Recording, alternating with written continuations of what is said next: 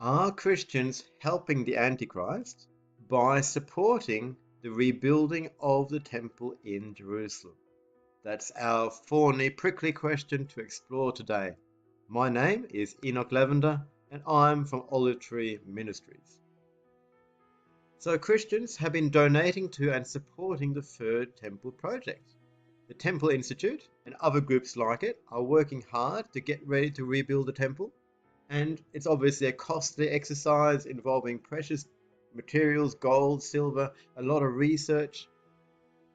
In 2007, a group of West Papuan Christians arrived in Israel donating 1 kilo of solid gold towards the project, and many have donated since, including a recent donation of 5 red heifers by Christian ranchers in Texas for the upcoming red heifer sacrifice, which is essential for the preparation of the temple itself and the sacrificial system.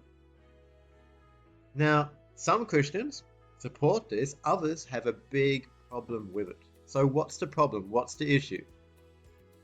Well, the temple, as far as many of us understand, will one day be defiled by the antichrist. Many therefore call it the antichrist temple. And by donating to and even praying for and supporting the rebuilding of the temple, are naive Christians supporting the Antichrist? Are they practically building him a throne to sit on? Another point is that many of the leaders, in fact, probably all the leaders of the temple movement, have got significant theological differences from us as Christians and believers. Primarily that they reject Jesus as the Messiah, and secondarily that they also embrace interfaith, and many of them want dialogue with Islam and common prayer with Islam, etc. And many Christians have a big problem with all of this. Let's keep looking. Let's go back to history, an answer from history. You see, can you be supporting a temple project that is going to be defiled? If you're building this temple that's going to be defiled by the Antichrist, why support it? Well, let's go back to the Bible times, because as the Jews returned from Babylon, the people of Israel were divinely inspired and encouraged by the prophecies of Haggai and Zechariah to build the temple. Haggai famously chastised the people for building their own homes first, and told them they should seek and build God's house first, and then he would bless them in what they were doing, in their own lives, in their own work. Now, this temple that they rebuilt under divine guidance was later defiled by the worst Antichrist figure so far in all of human history. His name is Antiochus IV. He entered into the temple. He sacrificed a pig on the altar of the temple. He splattered its blood and guts all over the holy vessels, holy parchments, the Holy of Holies itself. And then he erected an idol to himself with his own image on, and demanded worship and set about persecuting people all over the land of Israel. So all this happened in the temple that they were divinely inspired to build. So were they therefore supporting the Antichrist? Was this something they shouldn't have done in the first place? I think the answer from Scripture is very clear, that they were simply obeying God's command by building his house. They were setting their heart on seeking him first. They were doing sacrifices as commanded, and all of these pointed to the work of Messiah. And ultimately, they were building a temple that would one day be ready for his coming, for Jesus' first coming. And so in the same way, today, as Jewish people are seeking to rebuild the temple, they still have the commandments of God to do so.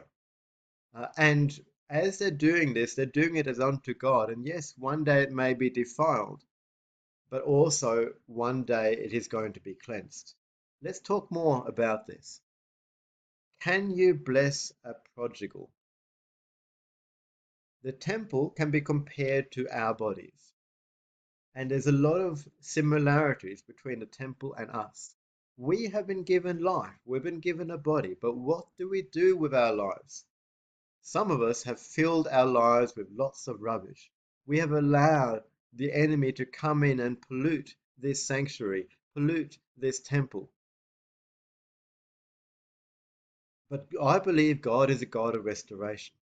And as we turn to Him, the temple of our bodies can be cleansed, and the filth and the dirt can be taken away. The idols and the worship of other gods that has been in our heart can be removed and be replaced with worship of the one true God. And our temples, our bodies, can be dedicated to Him again. And what about a prodigal? What about a son or a daughter who has gone astray, gone far away from the faith? If you are a parent in that situation, I know your heart will be yearning to see your child return home, ultimately to God and His ways. Can you bless a prodigal? Would you still give to and support a child like this?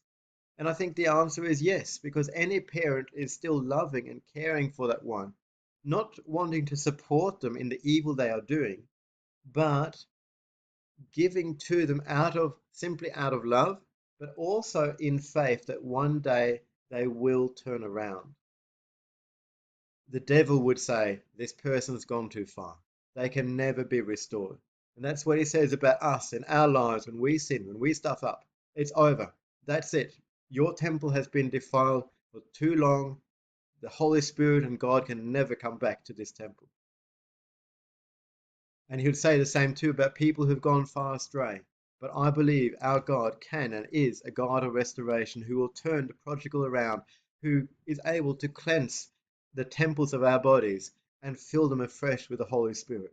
And that is the message of grace. That is the message of salvation. And I believe that this relates to the story of the temple.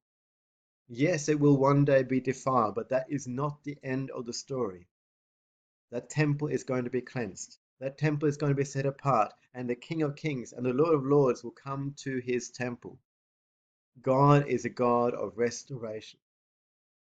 Now, I don't believe Gentiles are commanded to support the temple rebuilding project, at least not at this time. In Isaiah 60, it talks of the Gentile nations specifically coming to help build the temple in the millennium reign of the Messiah. But for now, we can think of the Gentiles in Jesus' day who helped the Jewish people build synagogues. Now, these synagogues were not proclaiming Jesus as the Messiah, but Gentiles were involved in helping these synagogues be built. And it prepared the way so they were blessed by God Himself. And yes, Jesus was just coming at the time and so on, but maybe there is some parallels here that one can support the building of a house of God even when its leadership have not yet embraced Jesus as the Messiah. If you do support the rebuilding, I would say do it as unto God Himself, looking to the future temple that one day will be inhabited by the King of Kings and the Lord of Lords, knowing what is to come, but praying and believing that His house will once again become one day a house of prayer for all nations. In our next episode, we're going to look at the sacrifice problem. Are Christians who support the temple ultimately supporting a sacrificial system that has been done away with by Jesus and what He did on the cross? Isn't this then ultimately blasphemy against Jesus as the sacrifice? It's a great question, and we're going to look at it more in depth in our next episode.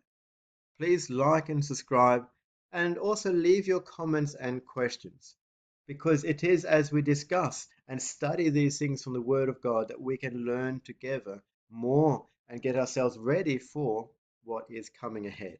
I believe the temple is going to be rebuilt. I believe we're going to see it happen soon. But I also believe that as believers, many of us have a theology that does not understand God's heart for this place. So that's what I'm seeking to cover in these next episodes. Thank you for listening, and if you want more, please go to our website, olivetreeministries.tv. God bless you.